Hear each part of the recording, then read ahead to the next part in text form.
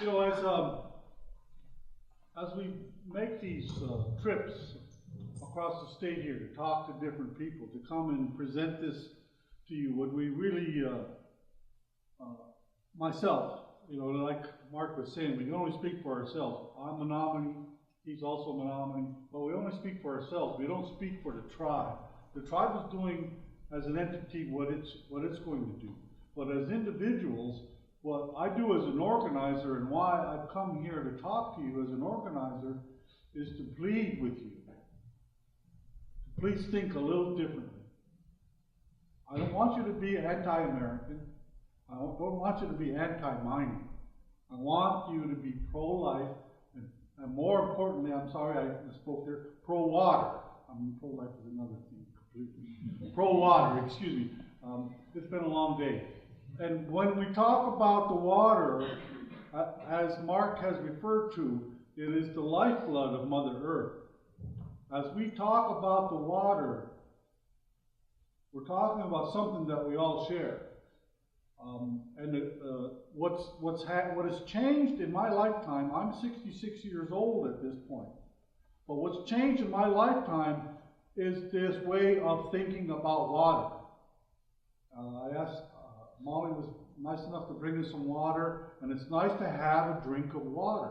When you're up speaking for a long time, it's nice to have something to wet your throat, but it's necessary for life. And this commodification of these things, turning it into a commodity that you buy and sell, is not right. Our right to life is built within, that's what we've always talked about in the Constitution. We have an inalienable, try to say that 3 times fast, inalienable right to life and to pursue happiness. But it's very difficult. When I've been in ceremony and gone without water, it's very difficult to be happy. So these things are much more important than we think. One of the things, as my brother Mark had brought it up, that when we talk about these things, it's not something new to us. It's an old thought. But at the same time, we have to continue to bring it forward as indigenous people because of this thought pattern that's kind of become, tried to be put upon us, if you will. It's brought to us in an ad form, And if we started making a little bit of sound, all of you would start remembering these ads from these sounds. I believe we elected a new president based upon little jingles. Lock her up. There's a lot of different little jingles that he used in order to get people. So we're brainwashed in ways that we don't understand it. And so free thinkers are necessary. We want you to be free thinkers. We don't want you to think our way. We don't want you to become who we are. We're not selling anything here. We're just trying to make you aware of the fact that you are being hoodwinked by these corporations. These corporations and this corporate state does not care about you. Only your mother and father and your family cares about you. We care about you because we want you to think. In the American way is thinking. It has to do with freedom. It has to do with inclusivity. It has to do with being good, upstanding people. And that's what really we're talking about here. We're not, one of the things in talking to the legislature, when we would sit in front of them, one of the things they were trying to do, from my perspective, was they would ask us, well, at what point would you allow a mine there? And that bothered me, because it was like they were trying to label us as anti-mine by asking that question. And that's not where we're coming from. Where we're coming from has more to do with standing up and speaking for it. The other point that I wanted to make had to do with digging up of graves. And that's one of the things that's near and dear to all of us.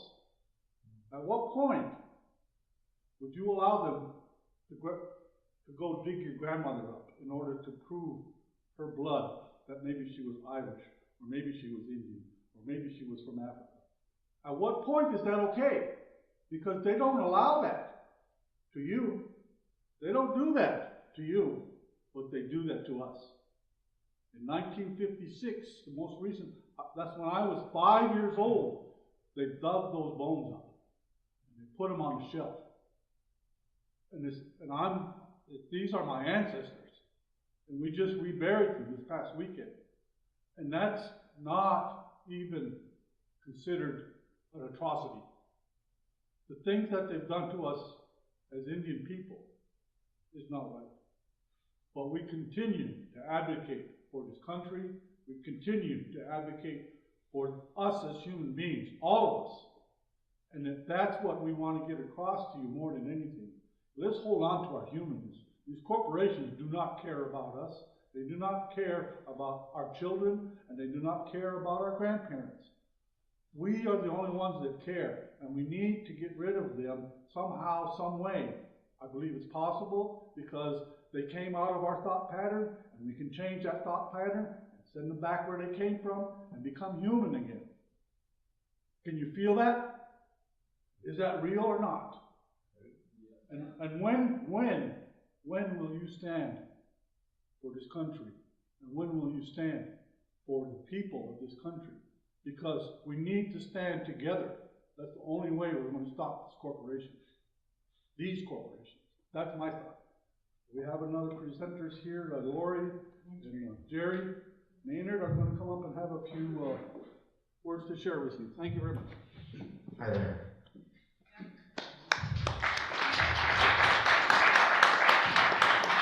Thank you.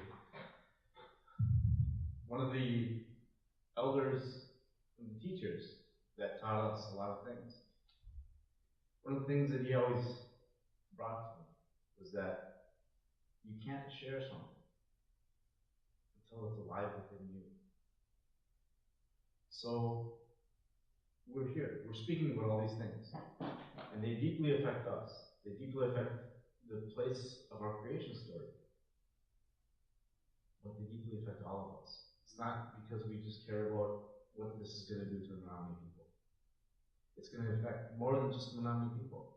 It's going to affect all life along that river, all life along the shores of Lake Michigan. Imagine, if you will, if it was announced that the Garden of Eden had been discovered. It had been found. But also in this beautiful place with these rich minerals that were in the earth there. Under the apple tree. And that they'd soon be digging into this ground. The place of your creation story. This is what they're going to do at the mouth of the Menominee River. The place of our creation story. How many of you have gone fishing?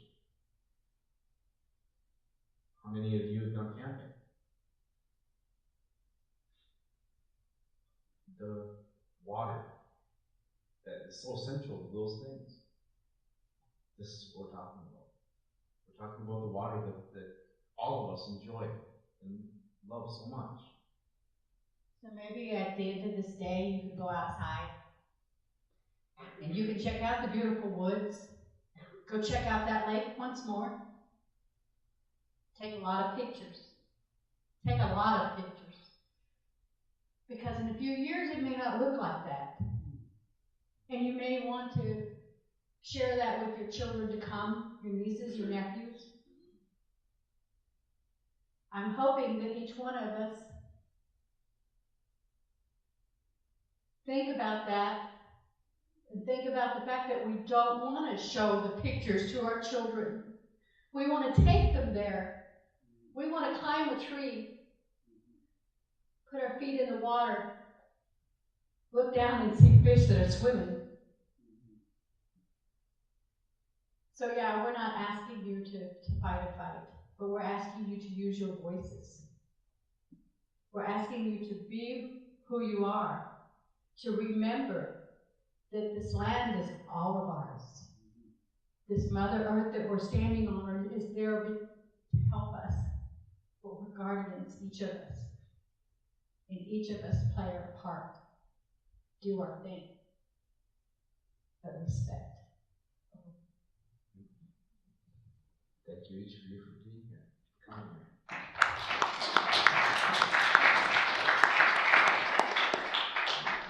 So that kind of ends the evening in a certain sense. We appreciate you taking this time to come here and be with us. We appreciate the fact that you don't get that time back, but you've given it to us. We thank you for coming and listening. We want to show our respect for you also. And all of you out there in internet land, we thank you for taking the time to listen, those of you that have had the time. Thank you very much. Have a good evening. Questions? Oh, anybody got questions? Come on. Come on up, Monica. Although Leopold once said that the conquering role is eventually self-defeating, the conquering role is eventually self-defeating. And what this means is that if we don't learn to live harmoniously with the land, if we just think that we can conquer it and do what we want for in the now profits, we won't be able to ensure our future of cultural sustainability, environmental sustainability, social sustainability, and even economic sustainability. So if anything you heard today sparked interest in you and wanted to take action, we have the phone numbers of key legislators and senators out on the table in the back, and you can contact us, come up to us if you have any more questions or if you want more information. In terms of Carroll University, this is just going to be the beginning of our place in the movement. We're going to have more events, so hopefully write letters and contact our legislators as well. And we'd like to thank all of you for coming, and have a great night. If you have any questions.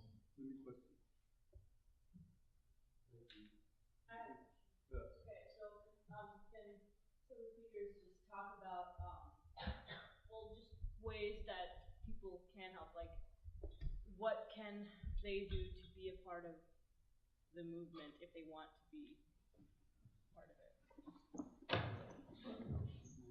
I mean, there's a lot of answers to that question, but I'm going to do the shortest one and the one that's important to me. My son's a part of the No DAPO legal defense team in Mandan, North Dakota, so is his mother. And I'll say something that isn't often shared, and now it's going to be out there on YouTube, which is fine.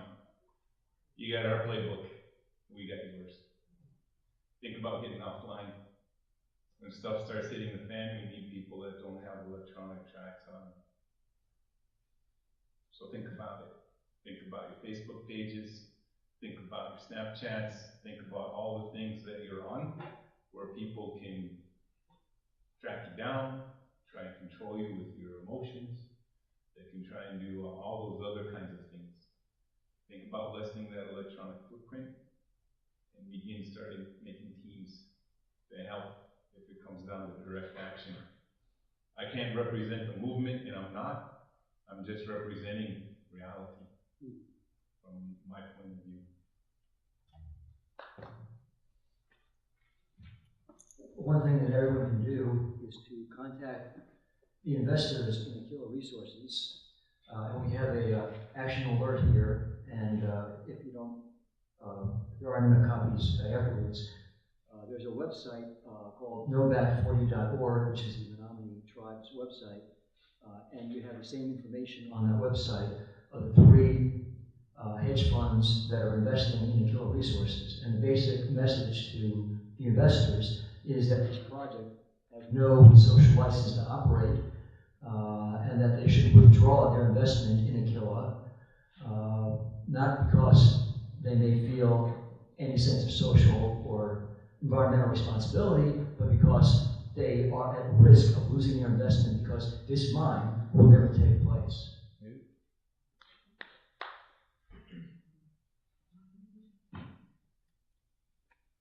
Are there any other questions? Sure, come on, please. This is Keisha, who's helped organize this. Well, I'd just like to say that there's a lot of people who have helped organize this, the River Alliance, Wisconsin, the Water Protectors of Milwaukee, the Sierra Club, the Guy Coalition Network, and all of us have worked really hard to organize the speaking tour. But the point of this is not just education, because as much as it's important for all of you to know about this, it's much more important for all of you to act, for all of you to speak out, and for all of you to get your voices out into the community. So if you can, please send letters to your legislators. Call your legislators, tell them that you do not stand for this. Write letters to your editor and to your local newspapers. Inform your community about what you think is important. Inform them what you learned at this presentation. Talk to people around you, talk to your friends, talk to your family, your community. Get these conversations going, because that's how awareness spreads about all these issues. So as much as you can, get your voice out there, because us learning about all of this is not going to make the difference. It's us doing something after we learn about all of this. So please, if you can, go out there and have those conversations. So thank you.